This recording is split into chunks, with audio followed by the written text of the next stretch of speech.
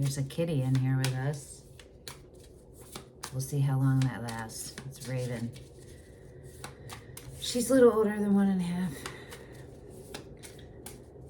Her nickname is Ricochet. Okay.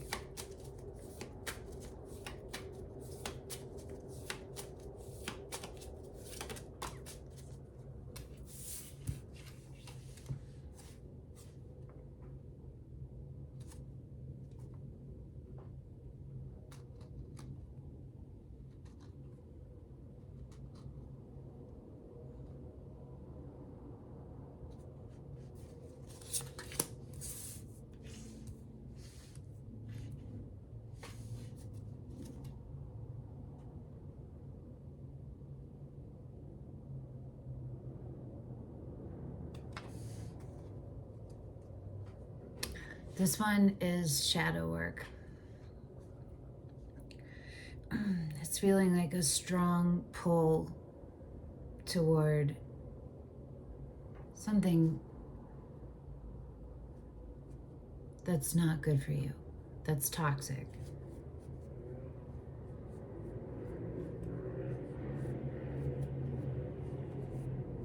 I don't know how to explain this. Here's the best I can explain this. When I had my third kid, I got an epidural after long whatever. When it hit, it took all of the pain, all of the feeling I had of sensation away in my body except for one spot. Right here, right here. All of the pain was in one spot. It was like the size of a quarter, but it was unbelievable. That's what I feel about this. There's something that you have been, that has been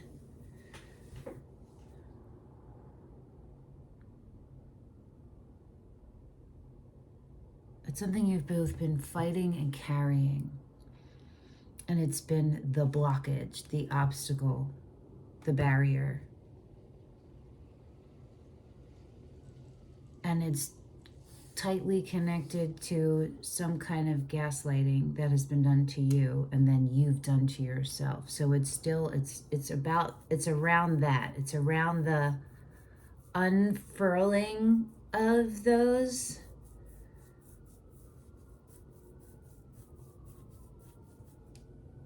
beliefs, behaviors. Beliefs. It's still the recognizing them too. And it's a reminder that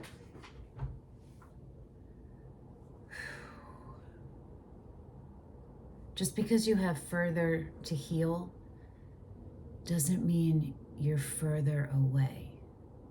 Do you know what I mean? And it doesn't negate all of the healing you've done. And if you've been used to your life, like you've been like mostly like learning lessons, and the healing has just been happening, you know what I mean? Slowly over years, it can be difficult to recognize when you're in healing too long. You have to, like, we need to have experiences that challenge what we're healing so that we can have practical application of the tools and of the lessons we've learned. No. The window is wide open. Right behind here, this cat is bananas.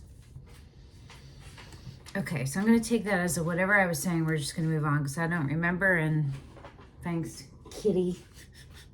But okay, so the 9 of Wands is on the bottom.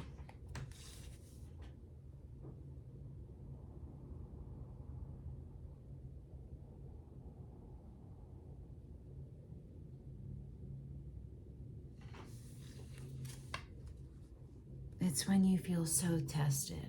It's when you're like, are you fucking kidding? Like, when's it gonna stop? It's that feeling. like, I fucking thought I was out of this, or those kind of things. But it's when that comes up, when you're like, I fucking thought this was done, and it isn't. That is right around the corner. You're right around the corner. Keep going. We have to get to a place where we don't judge ourselves for learning lessons and for still healing. We have to get to a place where we understand timelines are our own and trust in ourselves to be able to discern and all those things. Okay, so the Nine of Wands is on the bottom. The top card is the Queen of Wands, and the Hermit is under the Queen of Wands, which is Aries. And the Hermit is Virgo. Okay. These are two very different energies. Very, very, very, very different. And these are two people. These are representing people. So it could be you and someone else, but it could be two other people. I don't know why I feel like I need to say that.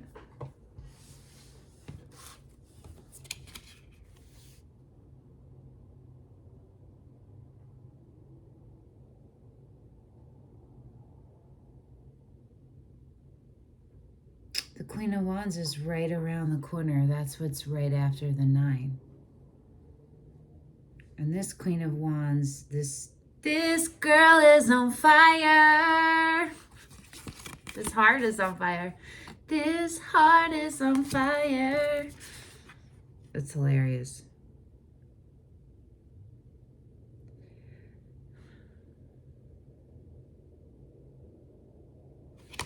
It feels like a caution.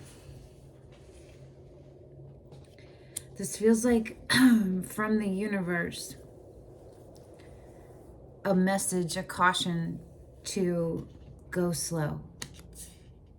Move ahead, move according to your intuition and where you're led. And when you're in these experiences, understand that even though it may be familiar, you haven't been in it before because you haven't been the you are now. So it's another, it's like a spotlight on using discernment, not thinking, not overthinking. It's bearing witness. Like the Hermit is like a master alchemist, you know, a shaman. The Hermit is a shaman. Let's think of the Hermit as a shaman.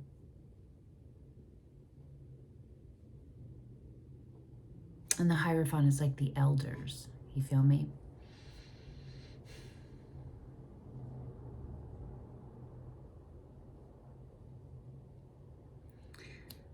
So there's like heavy expansive energy going on, and heavy like passion, like you're drawn to something, and it's reverberating through you, like you are inspired, and it's sensual. There's a sensuality and a sexuality to this too, but it's more of a natural sexuality and sensuality, not a purposeful one. It's one that's born from having your energetic reserve full and preserved, and your overflow is like you're fully vibing with it, right? So you are going to be like, that's going to be more sexual and sensual and primal, because it is primal, and it's close to your core and your authentic self. Okay, so there's a Queen of Wands energy, and then there is the Hermit energy, and the Hermit energy is you, and the Nine of Wands is also you. I think that for some of you, the Queen of Wands is you, and for others, the Queen of Wands isn't. But the Nine of Wands is both of you and your person. It's both of you.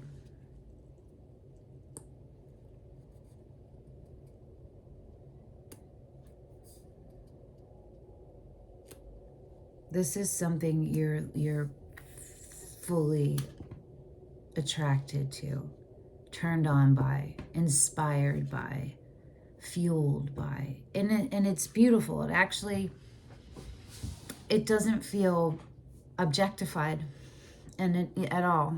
It doesn't feel temporary either. When we're talking about fire,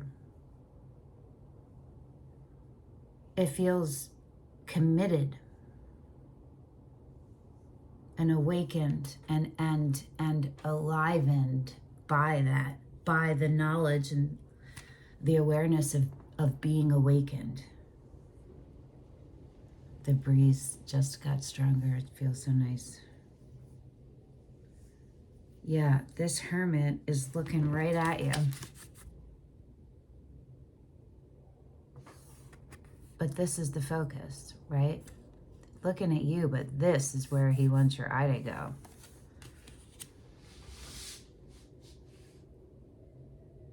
It's learning how to temper your fire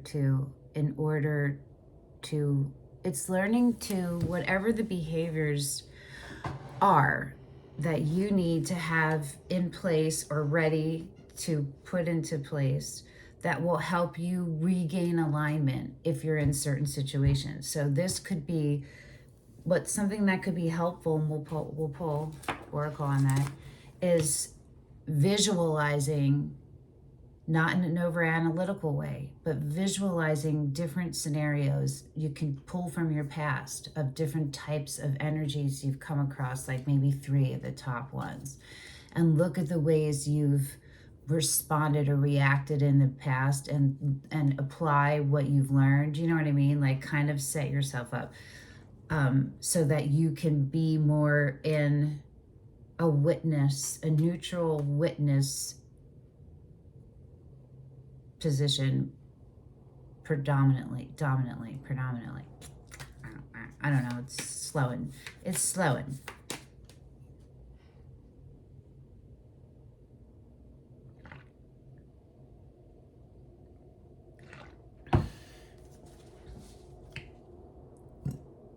Yay. I have gastroparesis and EMO, which is SIBO, small intestinal bacterial overgrowth.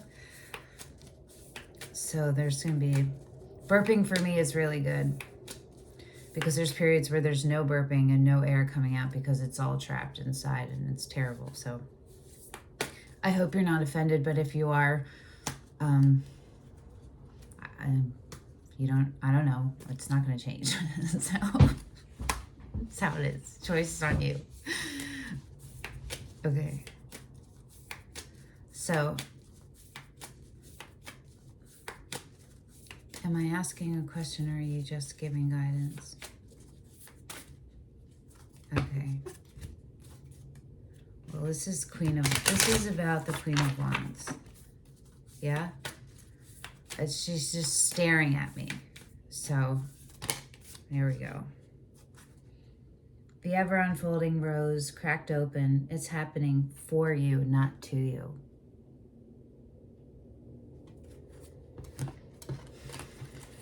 That goes with the theme from the past couple of readings, right? This death and rebirth and phoenix. And yesterday with the sword splitting, right? Cracked open, but today there's a rose growing there.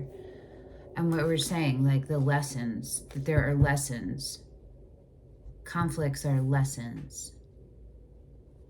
All right, so what came out? What came out? The Age of Light. You've been training for this for lifetimes. I have never seen this card. Well, I saw it when I very first got the deck, but I've never pulled it. Yes. Does that help? Just answer the call. What is your soul calling you to do? Okay.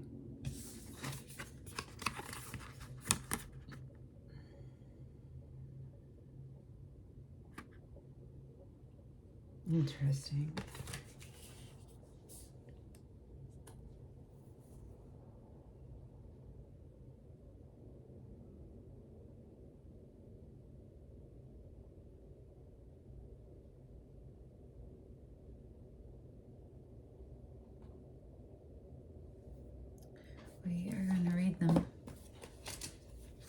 Hold on, I'll be right back. Okay, wow. Okay. So this is tied into the Nine of Wands and is tied into the Queen of Wands. Start with the Age of Light. You've been training for this for lifetimes.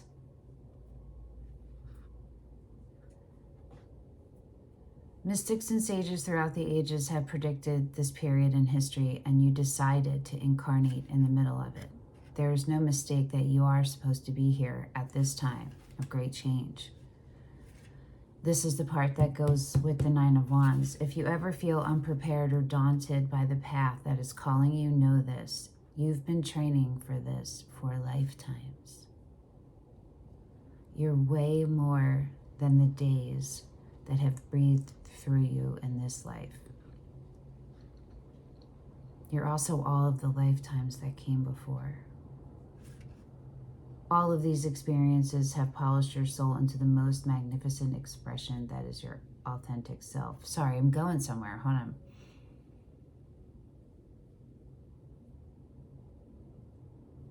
I'm going to read this part. You came in with a clear soul plan. You came in with wisdom beyond your years. This is the part of you that longs to be seen. This is the part of you that is ready to step forward, that is ready to emerge. This is not the lifetime to stay hidden, but to step forth, be seen, and rise. I mean, it's very much the Queen of Wands, and it's very much the Nine of Wands. Understanding you're here for a larger purpose, understanding that everything is a lesson, and what's coming out is stepping into your power and showing up as that. So that is whoever the Queen of Wands energy is embodying, that energy, that is what that is. This Queen of Wands has stepped into their full creatrix embodiment and is harnessing the power in a way they never have, in a focused, balanced way.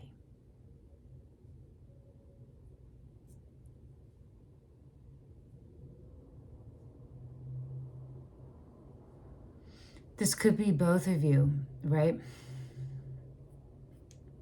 Because it's all these readings have been mirrors. So there's an activation, and so I'm going to hold this up. I'm going to hold this up, and you can screenshot it if you want,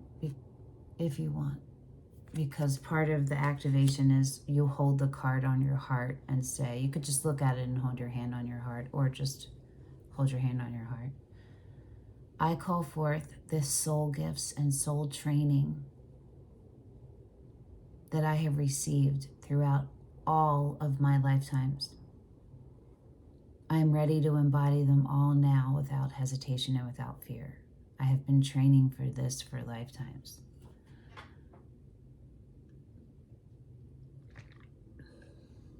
I feel like whenever you wake up, like whenever you see this and then you go to sleep and you would, the next time you wake up, like your whole life is about to be very different. I feel like it's going to be like that. It's just going to be like that. Answer the call. What is your soul calling you to do? I mean, okay.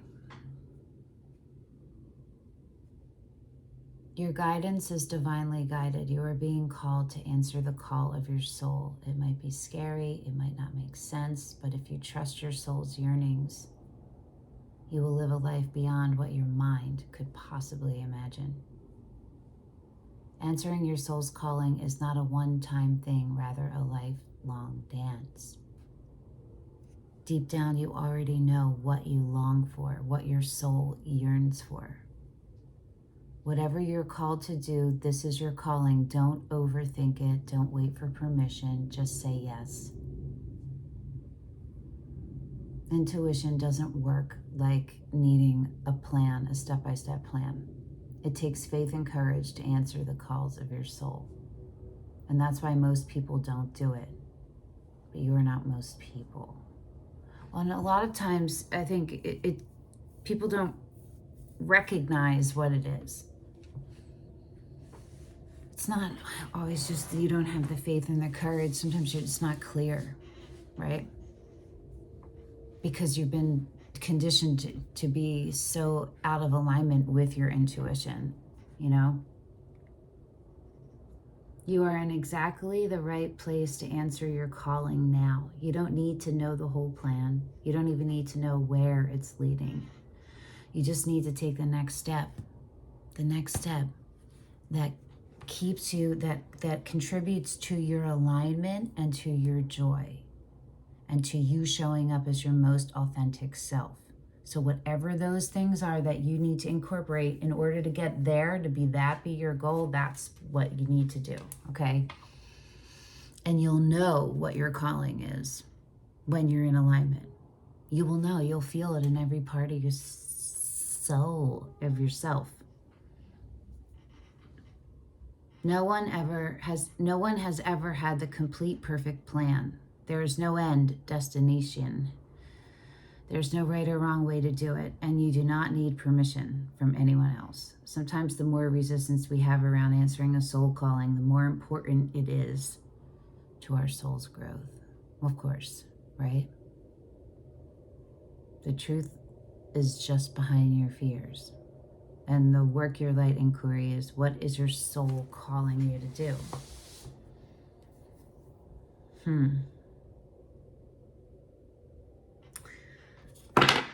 We're going to do the Beyond Lemuria, I think. Or we're going to do the Shaman's Dream. Or we might do both. What is your soul calling you to do? What can you tell us? Interesting. I was like, maybe this is too, no, it's not the right question. Dust Devil, moving out of stagnation, number 15, which is 6, which is communion in the reverse, though. I don't think these get read in the reverse. Deep Diver, diving into a task, and Wailing Tree, reconciliations. Interesting.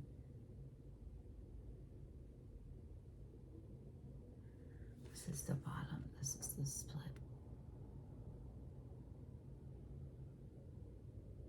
Again, with the fire and the two very opposite energies, like these guys were.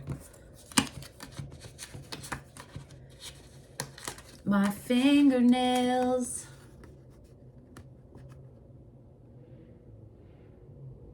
Interesting. Okay.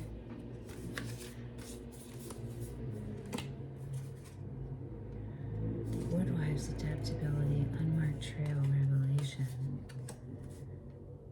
It's definitely coming into you. They're not going to tell you exactly, okay? So, because that has to be part of the journey of this. But what it is, I'll tell you one thing, okay? It is you showing up as your most authentic self. That is key.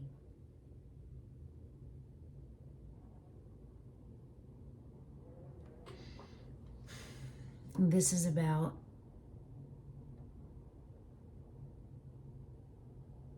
healing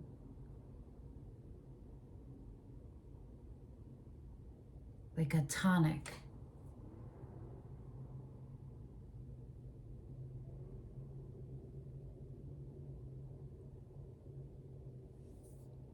Your nervous system and your cells need a different environment. So water for some of you. It could be being on a motorcycle where it's something that's going to encompass all of you at once, like air does or like water does. You know what I mean? And it's going to be not slow. You're going to be fluid. You have to be fluid through it. You know what I'm saying?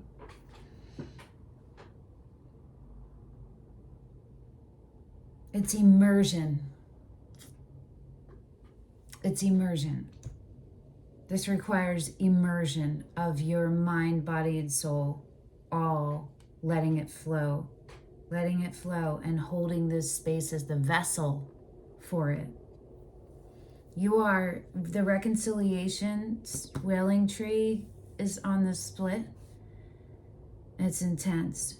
And I see it as reparations. You are repairing ancestral karma and any karma in the 3D that you caused, or that if you were part of it from someone else. We already know this, right? You're gonna heal this all the way up. You're gonna heal it all the way up. That's what all these readings are about.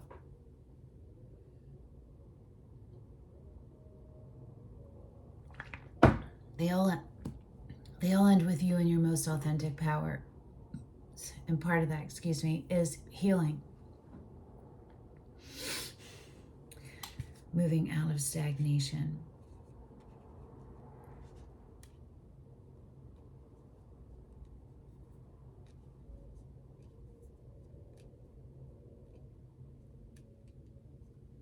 Trusting in yourself. I'm going to read this one. But it's about trusting in yourself, in your purpose, and in your abilities and capabilities. It's about staying in alignment with your most authentic self. Staying in alignment all the way, all of your chakras, right? And allowing yourself to be that wheel, like to take the action when your soul is guiding you to.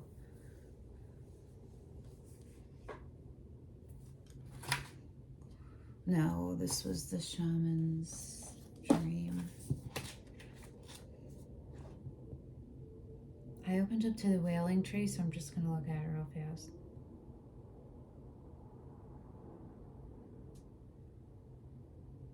Oh, the wailing tree is like the hermit.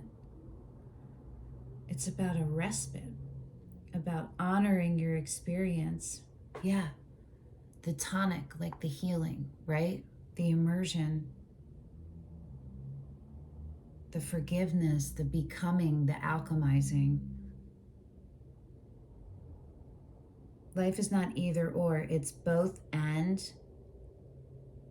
also this and that. So as you dive in and process this, allow it to become a temporary travel companion on your journey. The feelings that this will bring to the surface will be challenging for sure. Yet, like all things, they will pass soon enough. You will be more enriched by the experience.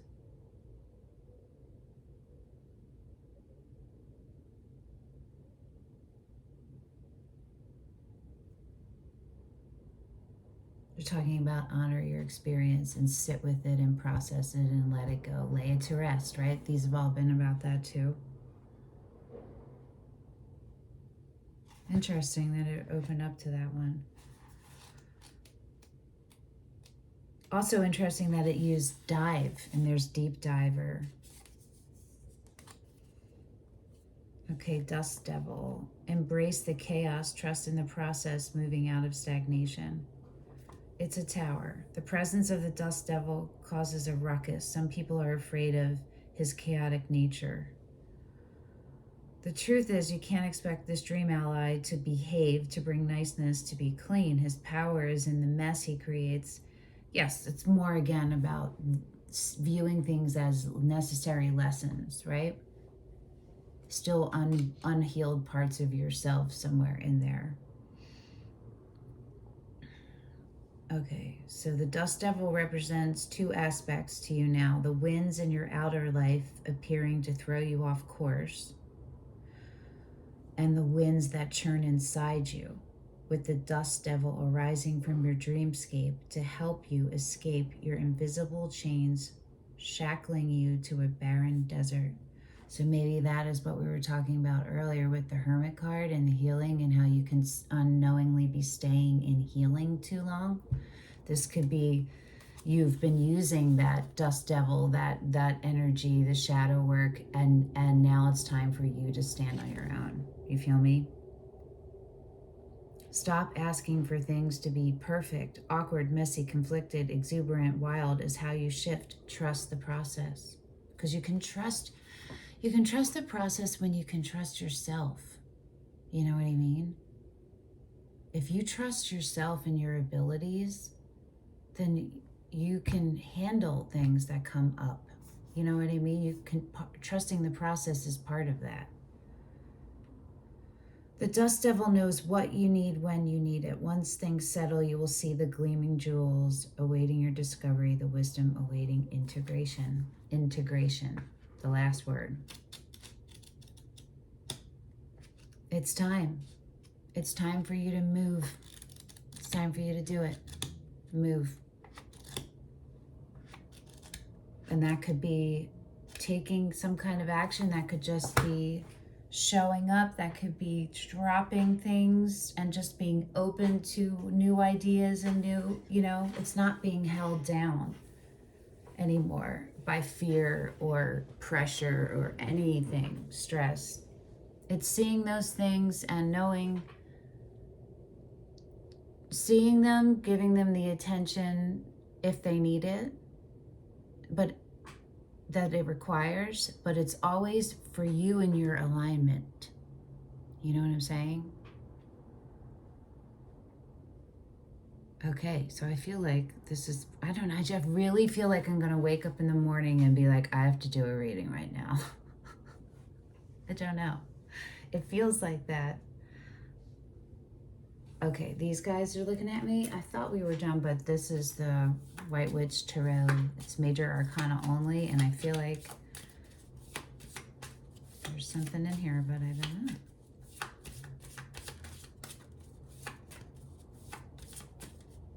Oh.